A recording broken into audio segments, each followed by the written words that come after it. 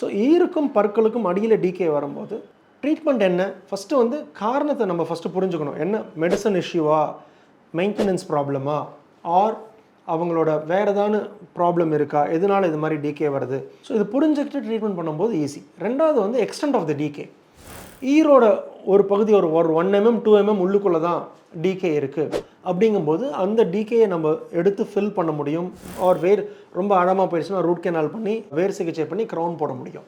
குறிப்பாக நம்ம ஃபில்லிங் பண்ணும்போது என்ன கவனிக்க வேண்டியதுன்னா, இந்த மாதிரி ஃபில்லிங் அந்த இடத்துல நிற்கிறது வந்து இன்னும் கொஞ்சம் கஷ்டம். அந்த இடத்துல ஃபில்லிங் இருக்கிறது, ஏன்னா நம்ம ஃபில் பண்ணும்போது அந்த இடத்துல சலைவாக ஊறிக்கிட்டே இருக்கும். ஈர்லேருந்து வர கிரெவிகுலார் ஃப்ளூயிட்னு சொல்லுவோம். அந்த ஃப்ளூயிட் வந்துகிட்டே இருக்கும்போது ஃபில்லிங் வந்து அந்த பற்களில் வந்து ஒழுங்காக ஒட்டாது. ஸோ இதுக்கு உண்டான ஸ்பெஷல் ஃபில்லிங் மெட்டீரியல்ஸ் இருக்குது, ஆர் ஸ்பெஷல் ஐசோலேஷன் மெத்தட்ஸ் இருக்குது. இந்த மெத்தடை யூஸ் பண்ணி ஃபில்லிங் பண்ணும்போது ஃபில்லிங் சக்ஸஸ்ஃபுல்லாக இருக்கும். பட் இந்த ஈர் உள்ளுக்குள்ளே டிகே போகும்போது ஈருக்கு அடுத்த லெவல் எலும்பு.